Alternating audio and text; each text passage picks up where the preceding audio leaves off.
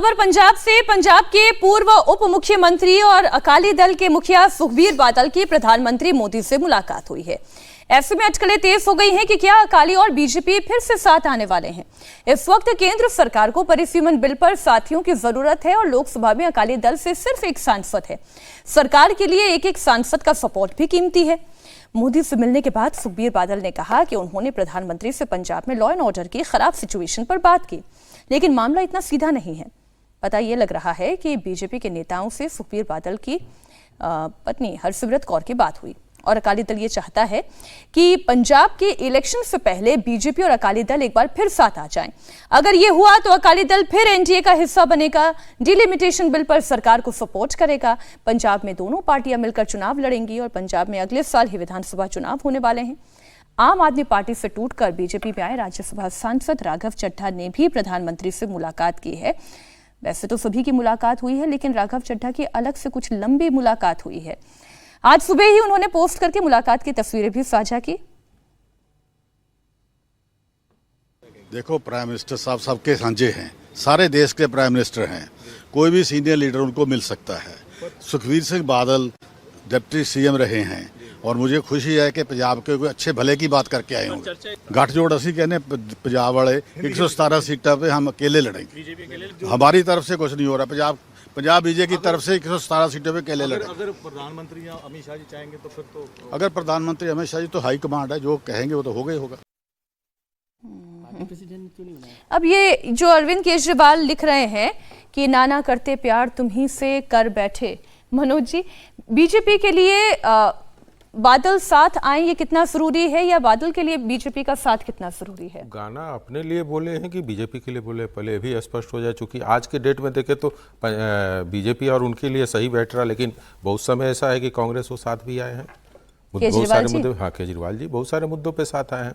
तो नाना करते प्यार तो कभी भी हो सकता है, लेकिन मेरा मानना है कि भारतीय जनता पार्टी के साथ अकाली का गठबंधन जितना आसान दिख रहा है वैसा है नहीं। बीच में टोक रही हूँ, लेकिन सर आजकल वो जेंजी वाला इतना चल रहा है ना, ये लोग सिचुएशनशिप में रहते हैं। हाँ, तो ये चीज़ है। कारण क्या है कि देखिए, भारतीय जनता पार्टी के लिए जब बंगाल के जीत के बाद उसके हौसले बढ़े हुए हैं राज्य के चुनाव को लेकर। और जहाँ तक पंजाब की बात है, और देखा जाए तो सबसे बड़े अमित शाह का एक मिशन है कि हमने इस बार जो नशा है उसके ऊपर हम बड़ी कार्रवाई करेंगे, जो ड्रग्स के ऊपर वो कार्रवाई कर रहे हैं। और वो सबसे बड़ा जो केंद्र है वो पंजाब है, और वहाँ पे वो एक जीत इस बार लेकर आना चाह रहे हैं, चाहे अपने खुद की जीत हो या सहयोगियों के साथ मिलकर जीत हो। और उसके अंतर्गत वो आगे बढ़ने की कोशिश हो रही है भारतीय जनता पार्टी की। लेकिन मेरा अपना मानना है कि भारतीय जनता पार्टी जितनी ज़्यादा सीटों पे लड़ेगी, यदि 85 सीटें मांग रहे हैं अकाली, मुझे चाहिए अब जो पुराना था इनका कि हम 85 पे लड़ेंगे, तो मुझे लगता है कि भारतीय जनता पार्टी के लिए बहुत अच्छी बात नहीं है। उनको कम से कम आधे सीटों पे तो चुनाव लड़ना चाहिए। जब तक भारतीय जनता पार्टी वहाँ पे एक बड़े सीटों के साथ चुनाव नहीं लड़ेगी तो उसके लिए पंजाब में अपने आप को स्थापित करने में थोड़ी सी मुश्किल आएगी। और इस बार जो शहरी वोटर हैं उनके अंदर बिखराव हुआ है। पंथियों की बात होती है कि पंथी आज के डेट में कहाँ पे हैं ये आगे सिचुएशन बताएगा, लेकिन पंजाब में एक चीज़ तो कहेंगे कि भारतीय जनता पार्टी के लिए किसी तरह का निगेटिव मैसेज नहीं आ रहा पब्लिक के बीच में, तो ये एक बड़ा पॉजिटिव चीज़ माना जाता है। लेकिन आम आदमी पार्टी की अभी भी पकड़ वहाँ पे ठीक है, लेकिन हंग असेंबली की बात अभी मुझसे पूछेगा तो मैं बताने की स्थिति में नहीं को हंग होगा, लेकिन शायद उसी की तरफ बढ़ रहा है यदि अलायंस नहीं होता। ये तस्वीर जो अब हम देख रहे हैं, प्रधानमंत्री नरेंद्र मोदी की राघव चड्ढा से मुलाकात हुई और अलग से बातचीत हुई और लंबी बातचीत हुई है। हाल ही में आम आदमी पार्टी से टूटकर बीजेपी में शामिल हुए यंग लीडर हैं समीर जी, पढ़े लिखे हैं, युवा है, पढ़े लिखे हैं राघव चड्ढा, और बहुत अच्छा बोलते हैं। पार्लियामेंट में तो उन्होंने जब भी बोला और अच्छा बिल्कुल पार्लियामेंट में जनता से जुड़े मुद्दे उन्होंने उठाए और उसी बात का खामियाजा उन्हें भुगतना पड़ा। जीएसटी का मुद्दा बिल्कुल हुआ हो, और जो वर्कर्स है, जो डिलीवरी बॉयज जो करते हैं, उनका मुद्दा उठाया। तमाम मुद्दों को राघव चड्ढा ने उठाया। और मुझे लग रहा है कि युवा है, अच्छा चेहरा है, पढ़े लिखे व्यक्ति हैं, और मुझे लगता है कि मंत्रिमंडल में क्या उन्हें लिया जाएगा, क्या उन्हें भारतीय जनता पार्टी के संगठन में कोई जिम्मेदारी दी जाएगी, क्योंकि वो संगठन के भी व्यक्ति रहे। और पंजाब में हाँ, दिल्ली में भी दिया, अभी टीम जारी होना है ना राष्ट्रीय अध्यक्ष नितिन नवीन की, तो क्या भारतीय जनता पार्टी की टीम में उन्हें कोई जिम्मेदारी दी जाएगी कि आने वाले दिनों में प्रधानमंत्री मोदी का जब कैबिनेट विस्तार होगा तो क्या कैबिनेट में उनको लिया जाएगा?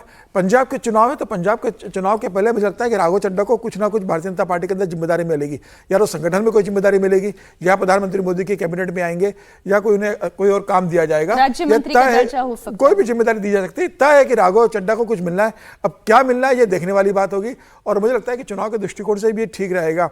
अब दिल्ली से भी तो अगर आप देखेंगे तो हालांकि राघव चड्ढा दिल्ली में ज़्यादा रहते, लेकिन राज्यसभा तो पंजाब से, तो पंजाब के कोटे से वो मंत्री बनेंगे।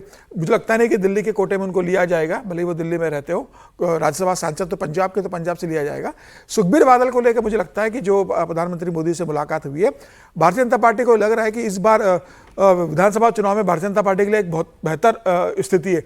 जिस तरीके से कांग्रेस के अंदर चन्नी कांग्रेस का खेल खराब कर रहे हैं, जिस तरीके से आम आदमी पार्टी का अकाल तख्त को लेकर जो विवाद चल रहा है, उससे आम आदमी पार्टी की स्थिति खराब है, और भारतीय जनता पार्टी को लग रहा है कि इस बार हम बेहतर पोजीशन में आ सकते हैं। तो ऐसे में जो हमारे सबसे पुराने अलायंस रहे हैं अकाली दल, अगर उनके साथ हम आ जाते हैं, वो हमारे साथ आ जाते हैं, तो एक एडिशनली जुड़ेगा।